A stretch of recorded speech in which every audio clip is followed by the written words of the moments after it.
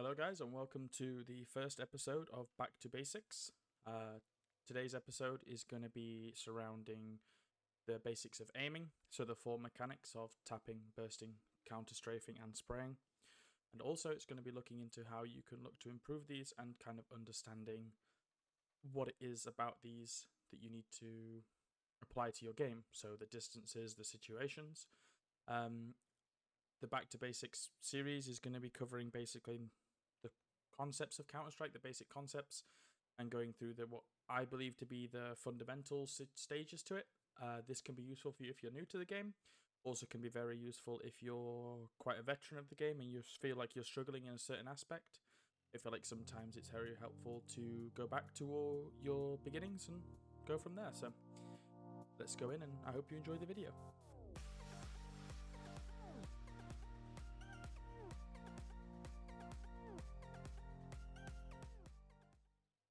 Alright, so first things first is going to be the map that I'm going to be using this for. If you don't have this already, then I really recommend you get it, but we're going to be using just the aimbots map for training. I think it's, if I have a look here, it is just literally aimbots training map, I think is the title for it.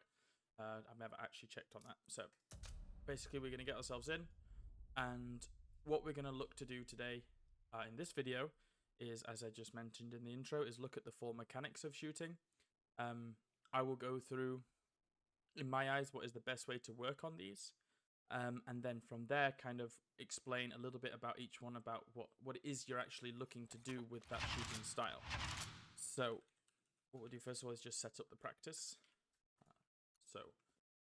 For me personally, everybody has their own way of doing this. I know a few people like to shoot these squares and everything like that off, but for me, I just like shooting the bottom bit there and cutting the armor on and the fast respawn. So as I mentioned at the beginning, there's the four mechanics. So you've got tapping, which is usually for your headshot height, and then you've got bursting, which is where you're similar style to tapping, I guess, getting that headshot height, but you're just allowing a few more bullets to rattle out the gun, no more than 3 or 4. After that, you need to start including a bit of a pattern. Counter-strafing, which is your shooting. You're basically, again, for new beginners for this one, is where you're stopping before you shoot. Because if you don't know, when you're running in Counter-Strike, when you're running in Counter-Strike, you aren't as accurate. Well, you're not accurate at all. You're very lucky if you hit a running shot. So counter-strafing is there to basically stop that. And then finally is spraying. And for anybody that doesn't know, every gun in Counter-Strike has a spray that's an automatic weapon, should I say.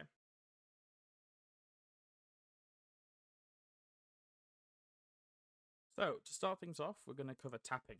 So tapping is basically, in its core principle, is the idea of putting one bullet with a slight interval between each one, where you're basically relying on that first bullet accuracy to get you the kill.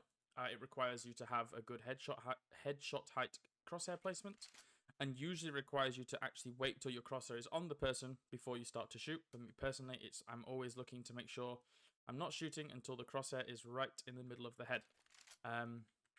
So how do I go about practicing this? So what I tend to do is, and I do this this is pretty much my aim practice in general, and also I use it as part of a warm-up sometimes, is when I come into my aimbots, I'm basically going to condition myself to not shoot the bot until I'm 100% sure my crosshair is in the middle of the head. And to start with, I'm not even going to do this very quickly. I'm not going to move between the bots very quickly. So if I show you what it means, is basically just making sure my crosshair is in the middle of the head. And also, what I'm going to try and do is, especially here right now, is move my crosshair as little as I can across the vertical plane. So what I mean here is you've got the horizontal movement here and then the vertical movement. Now, most fights in Counter-Strike, when you're aiming for tapping or headshot angles, they're going to be on a horizontal plane. Their head's not going to be moving that much up and down. There's certain maps where that can happen. Vertigo is one of them on a ramp. But in general, most of your fights are going to be on the horizontal plane, and when you're tapping, that's where your crosshair wants to be moving across this direction. If you add in vertical movement as well, you're just adding more factors that you need to counteract to, and I feel like you're making your life a little bit harder. So keeping that horizontal movement and your vertical movement at 0 can be very, very useful when it comes to tapping. So, like I said, carry on with what I was saying. So I'll do this for a little while. And then once I feel like I've got a good grasp of the placement of the crosshair and I feel like I'm catching them in the head, not doing that right now, but once I feel like I've got a good grasp of this, I'll start to pick up the speed. But the entire time, I'm just making sure my crosshair never leaves the middle of their head, and I don't shoot before that happens. Because this is one of the most common mistakes I see people with tapping, and you probably all know the situation. You're tapping on a guy, and you feel like you're on their head, but it's just not happening. This can be down to two things. Either one, the initial crosshair placement of your tap was off, and you shot before you've actually moved it in. So an example can be you do something like this. So as you're coming across, you shoot just before you get there. Okay? Again. So like something like that. And then the other one is where you tap a little too fast. So if I, for example, start shooting early, by the time I get here, even though I am tapping, you can see the bullets are going up the wall. I'm tapping too quickly. So we'll get to the speed of the tap in a second. But one of the main problems and the main things you need to fix first is this idea of shooting after your crosshair lands on the head, not before. It's very important, and it can be very helpful once you figure that out. And it's not easy. It can be pretty tricky, especially in a stressful situation. So, again, practice this, and you don't need to count the bots that you kill. Do this for as long as you like. Do it until you feel comfortable, and you feel like you've started to pick up the pace a little bit. For me personally, this usually takes around 200-300 bots before I feel like I can move on. But yeah, I'll move between, and I'm basically just making sure that crosshair is on the head before I press mouse 1.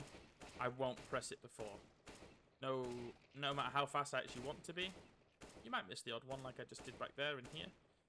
But in general, as long as you're 90% of the time hitting the head. There, I didn't make sure it was on the head. Once you've done that, you're all good. You've got that down.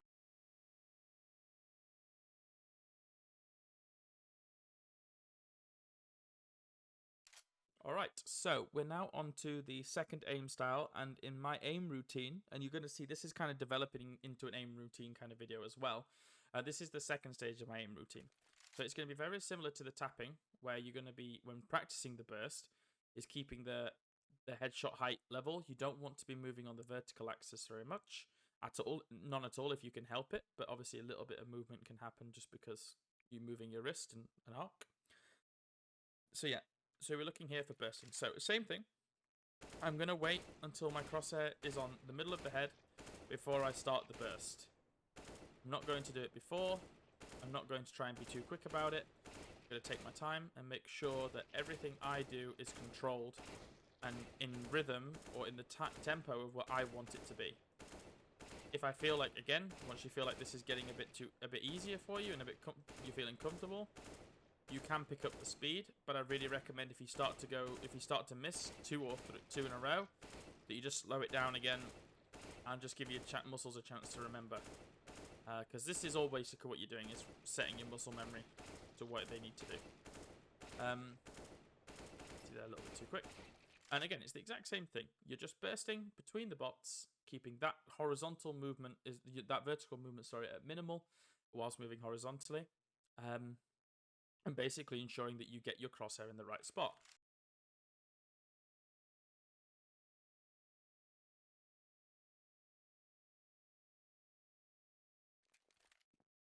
Alright, so on to the third stage of your aim, or the third mechanic, and that's counter-strafing. Now, this is tapping, and sometimes bursting, but most of the time tapping, if I'm honest. But you're mainly looking for what you're doing here, and you can already see me doing it now, it's the mechanic where when you move, you're basically tapping the other direction. So if I was pressing the A key to go left, I would tap D to stop. And that is counter-strafing. That is what you're doing, basically. It's not an easy skill, for sure. It's probably one of the most challenging ones, and it does have levels to it. One of the most simple styles of counter-strafing is to lock your crosshair in a position, peek, and tap when the person comes into your head, in your crosshair. That's a very simple one. It's a very effective one. Very useful when peeking from behind cover. You're almost pre-aiming where you think they're going to be, and that's where you're gonna. When you stop, that's where you're hoping the head will land. Can take a bit of practice, but can be very useful, and stuff like that. The other style is tracing whilst moving. So when moving, if you're able to keep your crosshair in the relative region of where the person is, so you can see here, whilst I'm moving, I'm keeping my crosshair pretty close to that CT's head. When I decide to stop, the movement that I have to make with my crosshair is going to be very minimal. In a perfect world, I don't have to move it. You know, by the time I stop, I'm on the head, so I can just shoot. That allows me to basically win my fight quicker. My time to kill is a lot lower, and I will talk about that in another video. That's going to be something a little bit more on the intermediate sides and not in the basics. But keeping your crosshair on the head whilst moving and tracing them, or tracking them, should I say, can be a very useful skill. And also, just makes your aim better. Makes you a much better player. You're probably more likely to win your fights this way. I'm not saying that you sit here dancing around the opponent like this. But for example, if you're swinging around a corner and you see the guy close, if you're still wanting to go wide, because let's say you're in a Molotov and you want to get out the Molotov, just by tracking their head, you've saved yourself some effort and time.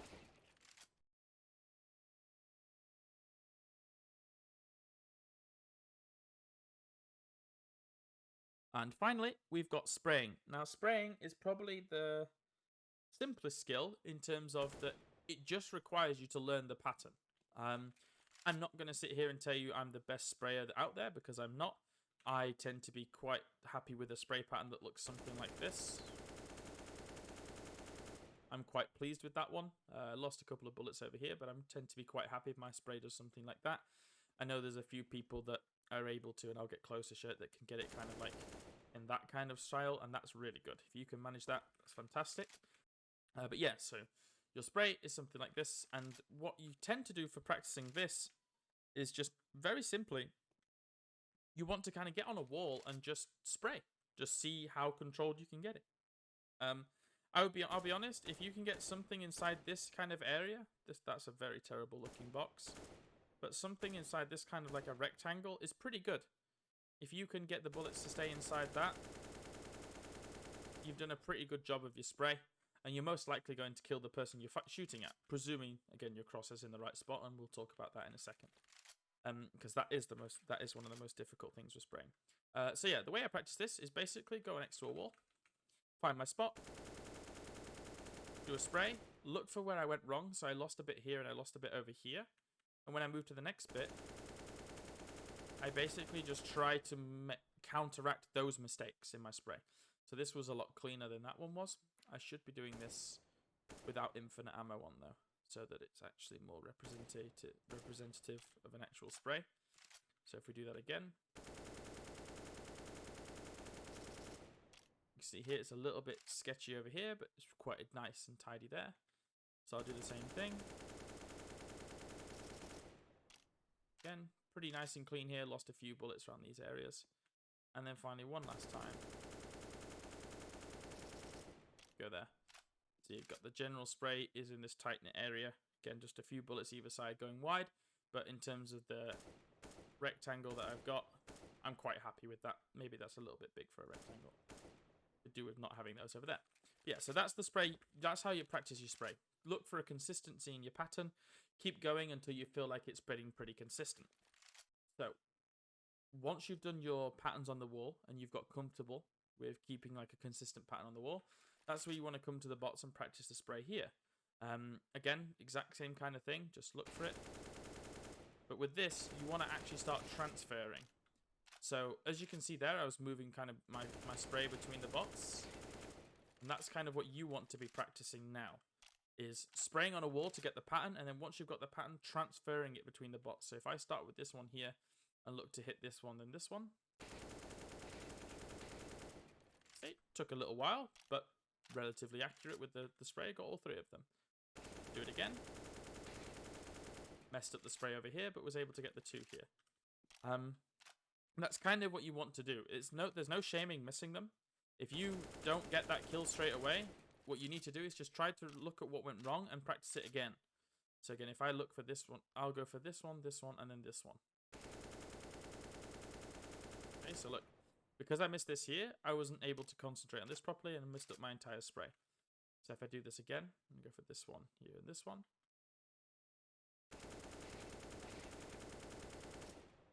Much better, much cleaner, or at least for by my standards. But yeah, that is pretty much the 4 mechanics. The only extra thing I will talk about with spraying is crosshair placement. This is important in all the other things, but it's probably the most important in spraying, because when you're spraying, you have your pattern to deal with. You know, I showed you earlier on the wall. If you imagine that on a bot or a player, your pattern comes down like this, and that's where it's going to hit. Yeah, that's where you're looking for the bullets to hit, in this area. If you then offset that with bad crosshair placement, so let's say we're over here, our bullets now are only hitting this side of the body here, and the only way we can get them in line here is to pull our crosshair even further over and then start the pattern, at which point we're probably behind on the pattern anyway, so you're not even going to hit the right pattern, you're going to rush it. You get what I mean? You start to make things more complicated. So it really does save you a lot of time and makes it so much easier for yourself if you just take that half a second to correct your crosshair before you start to shoot. Now, for sure, some people are saying, but Bishop, if I'm correcting my crosshair placement, that makes me slower. That's sure, it will make your approach to the kill slower, but it will make you more accurate, therefore more likely to kill. Obviously, don't take 5 seconds to, you know, slowly move it across. Try to get it there as quickly as you can, but as accurately as you can, and go from there, really. And that's pretty much it for the aim training of the Back to Basics aim training. They're your 4 mechanics. Talked a little bit about your crosshair placement as well. That will be mentioned in another video. This was just purely meant to be based on aim mechanics, but I feel like I've mentioned a little bits here and there. For everybody that's watching, thank you ever so much. If you have any questions or any tips or anything you'd like to see in the next videos, please let me know down in the comments. Otherwise, take care, keep it easy, and I will see you all in the next video. Bye for now.